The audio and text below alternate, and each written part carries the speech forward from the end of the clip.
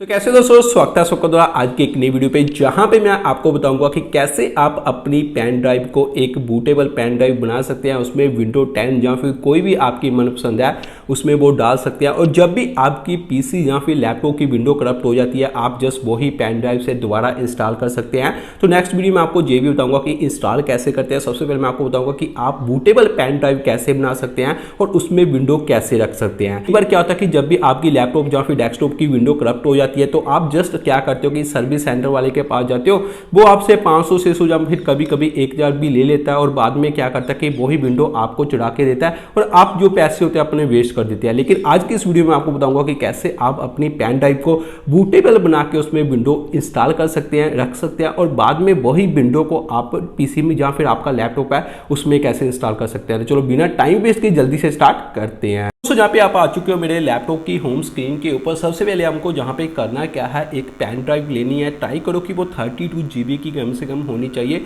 और उसको अपने लैपटॉप के साथ जहाँ पे आपको इंस्टॉल करने का है। तो सबसे पहले जहाँ पे मैं कनेक्ट करने का है, जहाँ पे मैं अपनी पेन ड्राइव को जहाँ पे कनेक्ट कर लेता हूँ। उसके बाद जस्ट आपको जहाँ पे करना क्या है, आपको जहाँ पे जे वाली जो वेबसाइट है इसको ओपन करने का, मैं इसका लिंक आपको दे दूँगा। जो माइक्रोसॉफ्ट की जो है वो लीगल वेबसाइट है, कोई दूसरी वेबसाइट नहीं है। तो जहाँ पे आपको नीचे जाने का, जहाँ पे आपको एक ऑप्शन देखने को मिलेगी डाउनलोड टूल नाउ, तो जहाँ पे आपको जस्ट क्लिक करने का है। तो जैसे आप जहाँ पे क्लिक करेंगे नीचे एक जो क्रिएशन टूल होता है वो जहाँ पे डाउनलोड होगा। जैसे ये डाउनलोड तो होता है तो आपको जहाँ पे इसको ओपन करना है।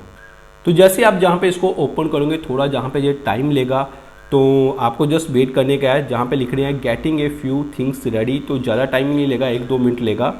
तो उसके बाद आगे आपको मैं बताऊँगा कि आपको आगे क्या करने का है। तो जहाँ पे ये सब कुछ आगे आपको ऐसा मेन्यू देखने को मिलेगा, जहाँ पे ये एक लाइसेंस होता है इसको आपको एक्सेप्ट करना पड़ेगा। उसके बाद यहाँ पे ये थोड़ा सा फिर से टाइम लेगा। तो जहाँ पे उसके बाद आपको ये 2 ऑप्शन पूछेगा, जहाँ पे आएगा अपग्रेड दिस पीसी नो, नीचे आएगा create installation media USB flash drive DVD ISO file. तो हमको जहाँ पे नीचे वाले के ऊपर क्लिक करने का, जहाँ पे लिखा है क्रिएट इंस्टॉलेशन मीडिया, और जहाँ पे क्लिक करके जैसे हमको क्या करने का कि जहाँ पे नेक्स्ट करने का है। तो जैसे हम जहाँ पे नेक्स्ट करेंगे उसके बाद आपको लैंग्वेज सेलेक्ट करनी पड़ेगी। उसके बाद विंडो कौन सी चाहिए और कितने बिट का जो आर्किटेक्चर है वो सिलेक्ट करना पड़ेगा। जिस कंप्यूटर के अंदर आप डाले हो, जो भी पीसी है या फिर डेस्कटॉप है, मेक श्योर करो कि उसको पता होना चाहिए आपको कि वो 32 बिट है या फिर 64 बिट है। तो मुझे जहाँ पे चाहिए 64 बिट, तो मैं जहाँ पे नेक्स्ट करता हूँ। तो जैसे जहाँ पे मैं नेक्स्ट करता हूँ आगे आपको एक ऑप्शन देखने को मिलती है यूएसबी फ्लैश ड्राइव, जहाँ फिर आपको मिलती है आईएसओ फाइल।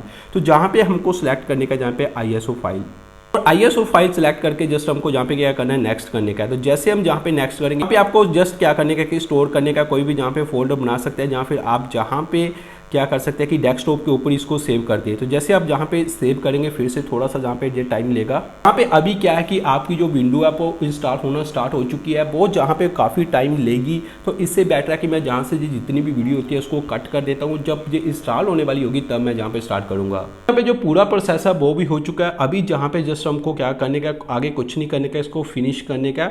और जहाँ पे थोड़ा टाइम लगेगा setting up cleaning before it, okay. अभी हमको जहाँ पे क्या करने का है, बैक आने का। तो जहाँ पे मैं आपको बताता हूँ वो फाइल कहाँ पे है, देख सकते हैं जो विंडो वाली फाइल है वो अभी जहाँ पे आ चुकी है। अभी हमको जहाँ पे जो नेक्स्ट स्टेप है वो करने का है, उसमें क्या करने का कि जस्ट हमको एक लिंक में आपको नीचे और देगा, वो भी आपको जहाँ पे डाउनलोड करना पड़ेगा। होते हैं रूफूस, मैं नीचे आपको लिंक दे दूंगा, वहाँ से जाके आप इसको डाउनलोड कर लेना। फाइल पर जो वेबसाइट है वहाँ से भी आपको मिल जाएगा। जस्ट जहाँ पे आपको इसके सामने जो डाउनलोड का ऑप्शन है वहाँ पे क्लिक करने का है। तो जैसे हम इसको क्या करते हैं, डाउनलोड करते हैं, ऐड आएंगे, इसको क्लोज कर दो। तो जहाँ पे देख सकते हैं आप नीचे पूरी तरह से ये डाउनलोड हो चुका है। अभी हमको जहाँ पे क्या करना है, इसको ओपन करने का है। तो जैसे हम इसको ओपन करेंगे हमको इसको इंस्टॉल करना पड़ेगा, ओके। तो जहाँ पे ये कुछ इस तरह का दिखेगा, तो सबसे पहले मेक श्योर करो कि आपकी जो पेन ड्राइव है वो आपके लैपटॉप से कनेक्ट हो, या फिर आपके पास डेस्कटॉप है उसके साथ कनेक्ट हो। तो जहाँ पे सबसे पहले जो ऑप्शन आपको दिख रही है ना, जहाँ पे डिवाइस की, जहाँ पे आपको पेन ड्राइव का नाम करने का। तो जहाँ पे मेरी पेन ड्राइव का नाम है अमित 3-in-1, तो मैंने जहाँ पे इसको करके रखा है। तो नेक्स्ट स्टेप जहाँ पे आपको क्या करना है, जहाँ पे आपको सिलेक्ट करने का है डिस्क, जहाँ फिर आईएसओ इमेज, ये आपको सिलेक्ट करने का है। उसके बाद सामने आपको एक ऑप्शन आएंगी, जो आपको सोर्स किधर पड़ा हुआ है उसको सिलेक्ट करना पड़ेगा। जहाँ पे आपको जस्ट क्या करने का, क्लिक करना पड़ेगा। जैसे आप जहाँ पे क्लिक करोगे आपको वो फाइल जो आपने डाउनलोड किया है, ऐसी वाली विंडो जो मैंने डेस्कटॉप के अंदर सेव की थी, जो मैंने माइक्रोसॉफ्ट की वेबसाइट से जाकर डाउनलोड की थी, उसको जस्ट आपको जहाँ पे सिलेक्ट करके ओपन करने का है।